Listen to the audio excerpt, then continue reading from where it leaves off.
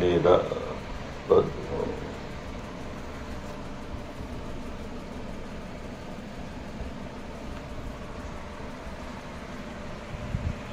सारे प्राणी सुखी हो, सुखी हो।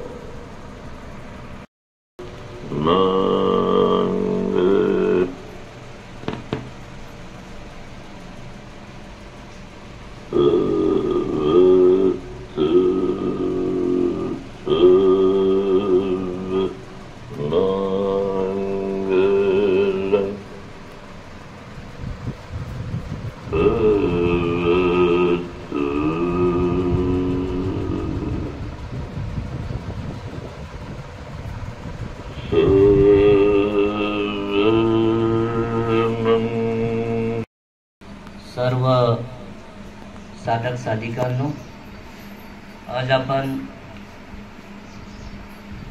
सुदत्त विपसना सेंटर उमरखेड या ठिकाणी एक दिवसीय विपसना शिबिरामध्ये सहभागी होऊन खूप असीम पुण्य अर्जित केलेलं आहे।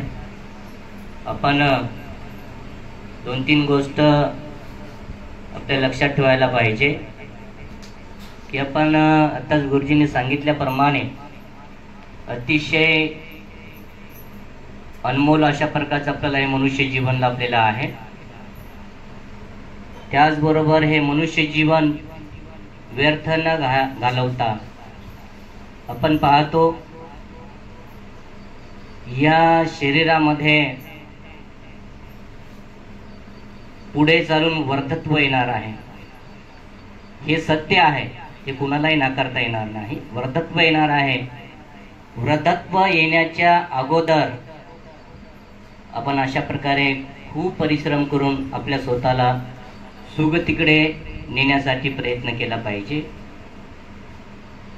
वर्धत्वामध्ये बऱ्याच वेळेला असं वाटत राहील की बाजावर पडल्याच्या नंतर इथे विपसना सेंटरला जावं, ध्यान करावं, परंतु येता येणार नाही, हातपाय चालणार नाहीत, कंबरेनं बसता येणार नाही, इथे काही खाता येणार नाही, इथे काही सुंदर असा उपदेश दिला जातो ते ऐकता येणार नाही, इथे सर्व अतिशय चांगल्या प्रकारे ध्यान करत आहेत ते पाहता येणार नाही। वृद्धत्व येण्याच्या अगोदर हे कुशल कर्म केले पाहिजे। त्याच्यानंतर वर्धत्वामध्ये नाना प्रकारच्या व्याधी येणारच आहेत, हे कुणालाही चुकलं नाही। देव आणि मनुष्यांचे शास्ता तथागत भगवान बुद्ध यांना सुद्धा शारीरिक नाना प्रकारच्या व्याधी होत्या। प्रत्येकालाच हे शरीराचा स्वभाव आहे। या शरीरामध्ये डोक्याच्या टाळूपासून ते पायाच्या तळव्यापर्यंत 1600 आजार आहे आणि या 1600 आजारामध्ये कोणत्या ना कोणत्या प्रकारचा आजार होऊ शकते, वृद्धत्व मध्ये आपल्यालाही होऊ शकतो। आणि म्हणून अशा प्रकारचे आजार येण्याच्या पूर्वी आपण हे स्वतःला सुगतीकडे नेण्यासाठी अतिशय कठीण अशा प्रकारचं परिश्रम करून, मेहनत करून आपला सांसारिक जीवनातला जास्तीत जास्त वेळ स्वतःला सुगतीकडे नेण्यासाठी जर काढाल ते आपल्या कल्याणच होईल। दुसरं, आपण जन्मलो आहोत तर एक दिवस मरण येणार आहे, हे सत्य आहे, जे कुणालाही चुकलं नाही, आपल्यालाही चुकणार नाही। भलेही आपलं आयुष्य होऊ शकते, कुणाचं 100 असेल, कुणाचं 150 वर्ष असेल, कुणाचं 200 वर्ष असेल, कमी काऊन म्हणावं, जास्तच म्हणावं, कारण तपायचंय ना। म्हणून होऊ शकते आपलं जे काही आयुष्य असेल, हे आयुष्य आहे तोपर्यंत मरण येण्याच्या अगोदर प्रत्येकाने आपल्या स्वतःला सुगतीकडे नेण्यासाठी प्रयत्न केला पाहिजे, परिश्रम केले पाहिजे, कष्ट केले पाहिजे, मेहनत केली पाहिजे। आपण या उलट कष्ट, मेहनत, परिश्रम करतो ते इथं नाना प्रकारची संपत्ती एकत्र करण्यासाठी, नाना प्रकारचं धन एकत्र करण्यासाठी, नाना प्रकारचे जे काही नातलग वगैरे त्यांना एकत्र करण्यासाठी, परंतु आपण परिश्रम, कष्ट, मेहनत केली पाहिजे। आपले मनुष्य जीवन अतिशय दुर्मिळ अशा प्रकारचं आपल्याला लाभलेलं आहे। ते आपल्या स्वतःला सुगतीकडे नेण्यासाठी रात्रंदिवस मेहनत परिश्रम कष्ट केले पाहिजे. अजून एक गोष्ट चौथी अशी आहे की आपण जे कर्म केलेले आहेत त्या कर्माचा विपाक आपल्यालाच भोगावा लागणार आहे. आपण जे जे काही कर्म करू, कल्याणं वा पापकं वा तसदायादो भविष्यामीति, आपण जे कल्याणकारी कर्म करू का पापकारी कर्म करू त्याचं भोग किंवा त्याचे विपाक आपल्यालाच भोगावं लागणार आहे. दुसरं कोणीही त्या कर्माचा विपाक फेडण्यासाठी किंवा वाटा घेण्यासाठी कोणीही येणार नाही. हे लक्षात ठेवा, हे सत्य आहे, हे कुणालाही चुकणार नाही. आपण पाहतो की नाना प्रकारचे कर्म आपले शेवटच्या क्षणाला बरोबर असे सर्वच्या सर्व वर येत असतात. आता दिसत नाही आपल्याला, या जन्मामधले असोत किंवा पूर्वीच्या अनेक जन्मामधले नाना प्रकारचे कर्म असोत, बरोबर मरणाच्या क्षणी बरोबर वर येतात. ज्याप्रमाणे एखाद्या झाडाला येणारे, आंब्याच्या झाडाला येणारे आंब्याचे फळ जसे बुडात राहतात, जेव्हा त्याला फुलोरा आलेला नसतो तेव्हा माहित नाहीत आपल्याला कुठे आहेत ते कर्म, परंतु ऋतू आल्याच्या नंतर, त्याची वेळ आल्याच्या नंतर ते फुलंही बरोबर येतात, आंबेही बरोबर येतात, त्याला फळही बरोबर लागतात. तशाप्रमाणे प्रत्येक मनुष्याच्या जीवनामध्ये शेवटच्या क्षणाला त्याचे कर्म विपाक बरोबर वर येतात आणि त्या कर्म विपाकाच्या बलाने त्याला तसं तिकडं खेचल्या जाते. कुशल कर्म असो क अकुशल कर्म असो, ज्यांचे कुशल कर्म असतील त्यांना सुगतीकडे नेण्यासाठी सहजरित्या ते कर्म एकत्र होतील. ज्याचे अकुशल कर्म असतील त्यांना दुर्गतीकडे खेचण्यासाठी ते कर्म तशा प्रकारचे वर येतील. आपण पाहतो मरणाच्या क्षणी 2 पेट्या जवळ ठेवलेल्या असतात मतदानाच्या. एका पेटीमध्ये पुण्याचं मतदान आणि एका पेटीमध्ये पापाचं मतदान.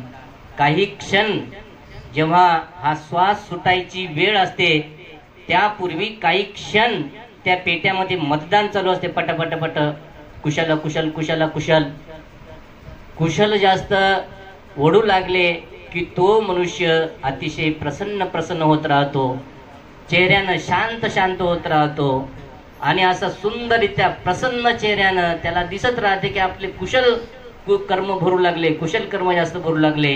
आणि त्या कुशल कर्माला पाहू तो आनंदित होत राहतो, प्रसन्न होत राहतो. याहीपेक्षा सुंदर जीवन मिळू लागलेलं आहे, याहीपेक्षा सुंदर जीवन मिळू लागलेलं आहे आणि म्हणून प्रसन्न होतो. आणि तेवढ्या क्षणामध्ये त्याचे शेवटच्या श्वासापर्यंत जर कुशल कर्मच जर असतील तर तो अतिशय प्रसन्न चित्ताने ते श्वास सोडतो आणि त्याची सुगती होते. परंतु ज्याची कुशल कर्म जास्त वाढू लागलेली आहेत शेवटी तो फार बेचैन होतो, परेशान होतो. नाना प्रकारच्या आपल्या कर्मामुळे हात ओढतो, पाय ओढतो, त्याचं धन इकडं तिकडे ठेवलं असतं तर इकडं आहे म्हणतो, इकडे पाय करतो, तिकडे हात करतो, इकडं डोक्यानं काय करतो, तोंडानं काय करतो, डोळ्यानं काय करतो, परेशान होतो. त्याचे अकुशल कर्म जर वर येत असतील तर त्या अकुशल कर्मामुळे तो बेचैन होतो, हातपाय ताणीत राहतो, खोरीत राहतो आणि शेवटी हातपाय ताणतात खोरता डोळे वाजता दात वाजता प्राण सोडतो. दुर्गती त्याची होऊ लागली म्हणून व्याकुळ होतो. कर्म ज्याचे त्याचे आहेत, ज्याच्या त्याच्या कर्माचा त्यालाच विपाक भोगावा लागणार आहे. आणि म्हणून आपलं हे मनुष्य जीवन अतिशय श्रेष्ठ आहे, महान आहे. या कर्माच्या बलाने आपल्याला सुगती दुर्गती मिळणार आहे. म्हणून प्रत्येकाने अतिशय सुंदररित्या कुशल कर्म करीत शील समाधी प्रज्ञा या मार्गावर आरूढ होऊन श्रेष्ठ प्रकारचं जीवन जगाल अशा प्रकारची छोटीशी अपेक्षा व्यक्त करून सर्वांच्या प्रती मंगल कामना करून आपण या ठिकाणी थांबूया. सर्वांचं मंगल हो, सर्वांचं मंगल हो, सर्वांचं मंगल.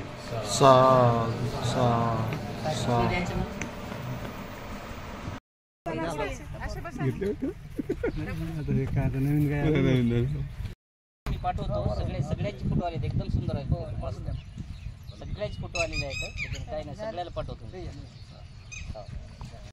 या ठिकाणी एक दिवसीय विपश्यना शिबिर पूजनीय भिक्खू पाया रत्नाजी यांच्या मार्गदर्शनाखाली संपन्न झाले आहे. या ठिकाणचे उपासक आयुष्यमान कानिंदे साहेब आहेत. तर कानिंदे साहेब, या ठिकाणचा काय इतिहास आहे, किती जागा आहे, काय काय काय या ठिकाणी उपक्रम राबवले जातात?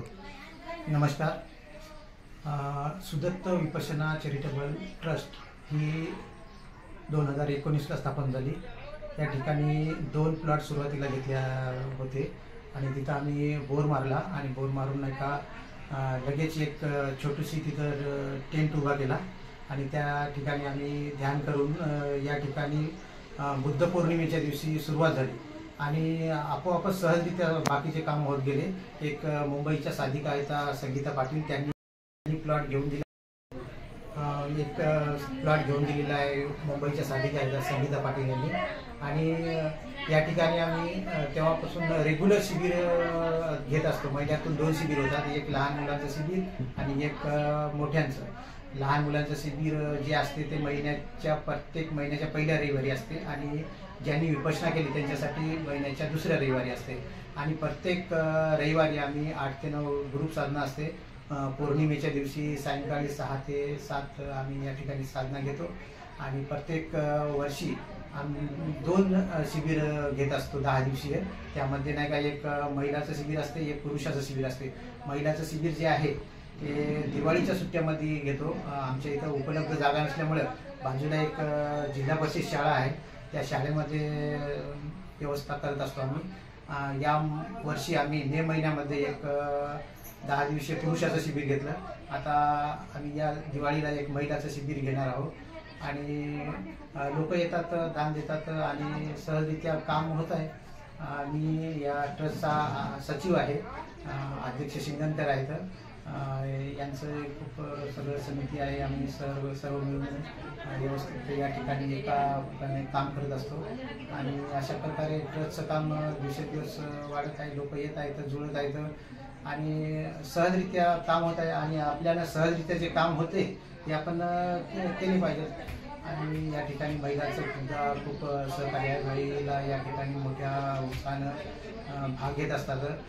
प्रत्येक रविवारी 8 ते 9 ग्रुप साधनेला महिला येत असतात आणि ते महिला शिबिर झाली की 1 घंटे साधना झाली की आम्ही नाही का चर्चा करत असतो.